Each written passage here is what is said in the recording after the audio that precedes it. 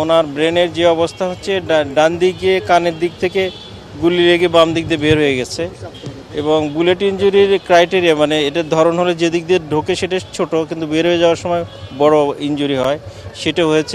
সেখান থেকে ডাক্তাররা তাকে ইন্টিউবেট করেছে, করে মোটামুটি অবস্থার উন্নতি হয়েছে এবং এখন আর্টিফিশিয়াল ভেন্টিলেশনে উনি আছেন। আর যেখানে গুলিটা বের হয়েছে ওখানে ক্ষতটা বড়, ওই জায়গাটি অ্যাকচুয়ালি ব্রেনে কোনো ইনজুরি হলে প্রেশার বেড়ে যায়, তো এই জন্য মাথার যে খুলি এটা কেটে কিছুটা প্রেশার রিলিজ করা হয়। কেমন এটাকে অ্যাকচুয়ালি ডিকম্প্রেশন ক্রেনিওটমি বলে, সেটাই করা হয়েছে যে দিক দিয়ে বের হয়েছে করে, এবং রক্ত যেখান থেকে রক্তক্ষরণ হয়েছে এগুলো বন্ধ করে ওনাকে অ্যাকচুয়ালি ব্লাড প্রেশারটা মেনটেন করে পাঠানো হয়েছে। অবস্থা আশঙ্কাজনক, সবাইকে দোয়া করতে হবে। এটার আউটকাম সম্পর্কে এখন কিছু বলা যাবে না, খুব বেশি কিছু।